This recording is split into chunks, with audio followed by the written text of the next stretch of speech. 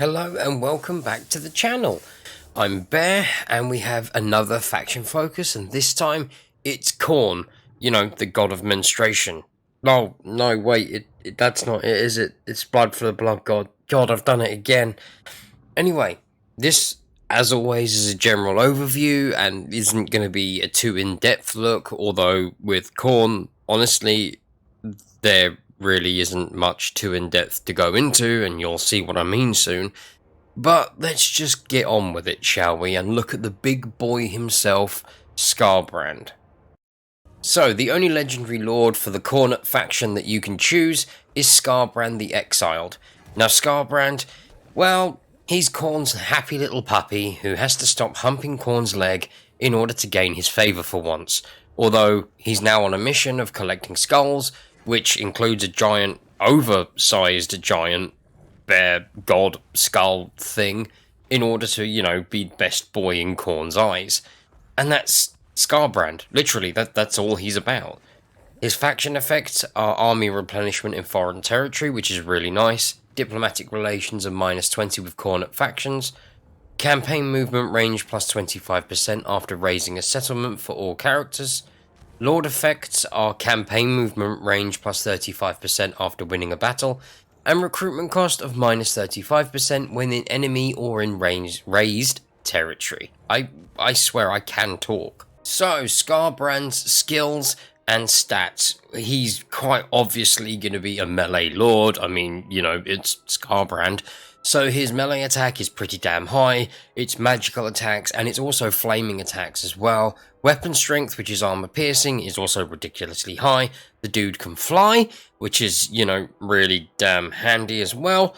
He's got all of the same passive abilities that all of the other demonic lords have. The demonic instability, banished frenzy, demonic wounds, encourage, causes terror, causes fear, resilience, and siege attacker.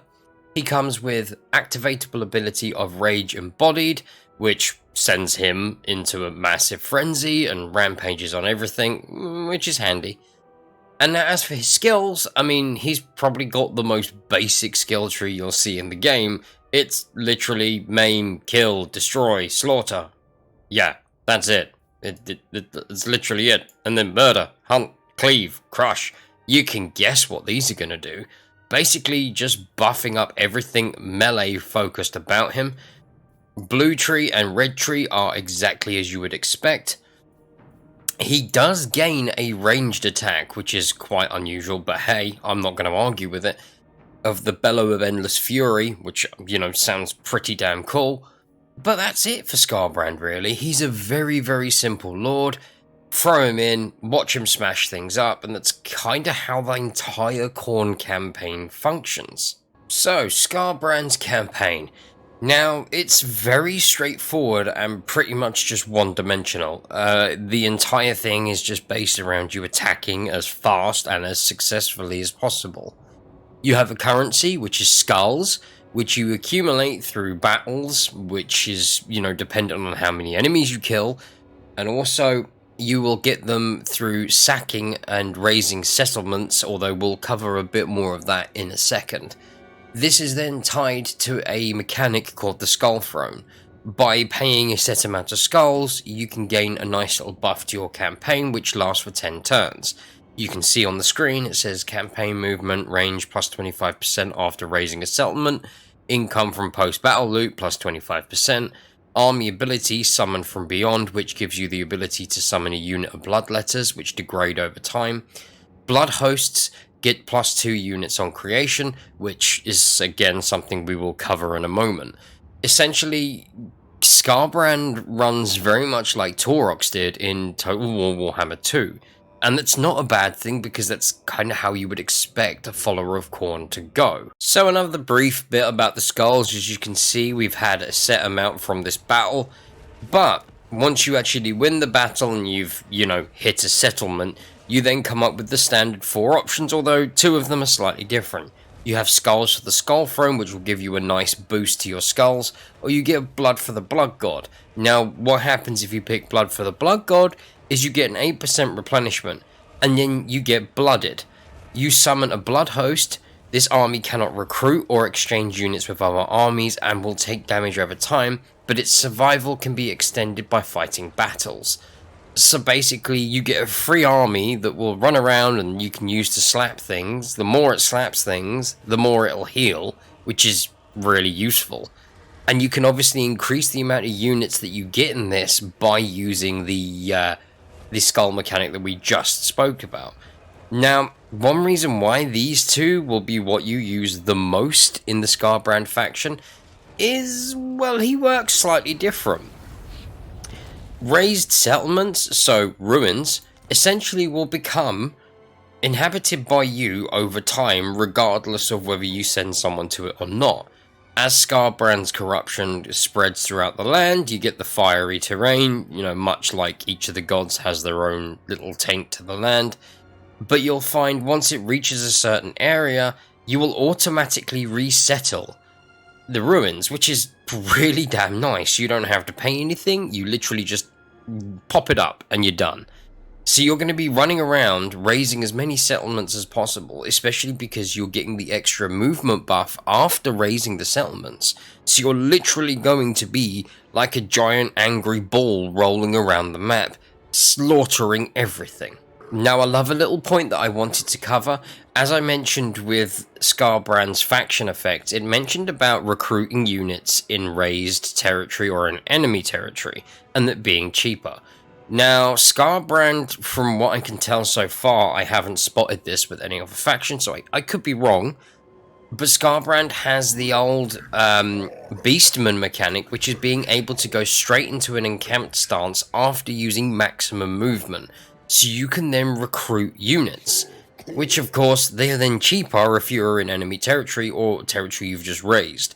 So again, there's kind of no reason why you would be moving without recruiting units at the end of your turn, just increasing the size of the big red angry ball rolling around the map. I really like Skarbrand's mechanics and how simple but devastating he can be. And I'm not really a melee fan, I'm a big ranged fanboy. And the fact that I'm going to enjoy a melee army is actually quite a shock. So another mechanic that Skarbrand has is known as the bloodletting. Now this is a little mechanic that as you roll around having the punch-ups that Skarbrand is so famous for, you're going to be getting buffs. Now this does require a set amount of victories. So you can see for the first one, it's 0 to 2 battle victories, gives you upkeep minus 5%, growth plus 25%, plus 25 in all provinces, casualty replenishment rate plus 1% for all armies, Khorne corruption plus 0 local province, global recruitment duration turn is lowered by 1 turn, and these go up. So I'll scale them, I won't read them all out because, I'll be here forever with it. But you can see they do go up in strength as you go up the tree. And also, it does require a higher level of battles. So in order to reach the top tree, you have had to have completed 9 victorious battles within a certain space of time. If you go, I believe it's 2, maybe 3 turns without fighting and winning a battle, the level will drop down. And you'll have to start all over again. It won't drop right to the bottom, it will literally just drop down 1 tier and you'll have to, try and grind your way back up, so you don't have to worry about that too much, which is quite handy because that would really be a pain in the backside. Now, Skarbrand wouldn't be one of the Chaos Legendary Lords if he didn't have Unholy Manifestations. So, his ones are, again, incredibly straightforward. The first option you get is Eternal War. This summons a small hostile army that will attack the target army immediately. This can be quite useful as a little get out of jail free card. If, for example, like you can see here, Skarbrand's bloodletting is about to drop if I don't win a battle or fight a battle in this turn. So I can use this to then summon an army to go and attack him instantly. I slap it, win, stop it from resetting. The second tier is campaign movement range plus 50%, but this only lasts for 1 turn, so you can kind of use this when you really need to reach a settlement quickly or, close down an army, again, so you're not losing out on the buff. Skulls gained from kills is plus 100%, which can be really useful for when you want to be, racking up some skulls for using the skull throne or for whatever reason. And then you have Khorne's Glare, which local settlement will be raised upon completion, campaign movement disabled during the completion time, and you gain 10,000 skulls. So essentially, you are, sacrificing a settlement for 10,000 skulls. Kinda don't see when you're gonna need to be using that, but, I've not played a full campaign of Khorne, so maybe there's at some point you have to start deciding whether you want to sacrifice skulls or not. I don't know, I've not seen that far ahead. So the tech tree. Now, 8 is the number of Khorne, and so we have 8 pillars of the tech tree.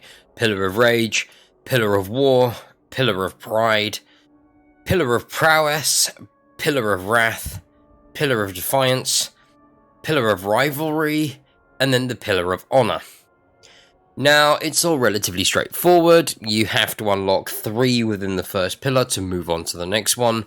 Each tech, as you can see, costs a set amount of skulls, and they increase by 100, with each pillar. So yes, they become progressively more expensive, but realistically, by the time you actually hit and start using some of the higher tier ones, costing 1,000 skulls, you're going to have an absolute ton of skulls at your disposal, so it's probably not going to hurt too much. As, the theme goes with Scarbrand, this is just relatively straightforward, very one-dimensional. Really, I think this is the most beginner-friendly campaign I could possibly recommend, and I really like the look of it, which is, as someone who's had over 1,000 hours in Warhammer 2, I forgot how much I've played in Warhammer 1, and God knows how over, all the other Total War games. I get strangely excited about this, and I'm not sure why. So an overview of Scarbrand and the Khorne faction. I mean, it's pretty straightforward, isn't it? From everything we've looked at, he is very one-dimensional, as I've mentioned before, but do you know what? He's damn fun with it. I really can't complain about him too much. He's been done exactly how I would expect a Khorne faction to be done. He's very much just rage, move on from one battle to another, turning into a very big red angry ball, devastating everything he touches. He's very simple to understand, being a melee faction only pretty much, except for 2 units that have ranged capabilities, I believe, in his army, and that is literally it. But do you know what? Even though it's incredibly simple, it's still actually incredibly fun, and probably actually one of the most fun campaigns I've played around with so far. And that's coming from someone who generally hates melee and is much more of a big ranged player. The campaign mechanics do it justice, they make it very fun, and they make the campaign run very fluid. I can see Scarbrand's campaign being one of the quickest to be able to be completed, as well as one of the easiest, a real good one for beginners. With all of that, there isn't a whole lot more I can say. Thank you for hanging out with me as always. Your support is massively appreciated. I will leave all the links below as usual if you want to support the channel in any way. Do feel free to join my Discord, or, prod me on Twitter or whatever if you want to have a chat. Do feel free to leave a question or any suggestions or recommendations in the comments below, or leave a like. All of that stuff really does bloody well help, trust me. I know you hear it from everyone, but it really does. But I hope to see you again in the next one very soon, my glorious gits.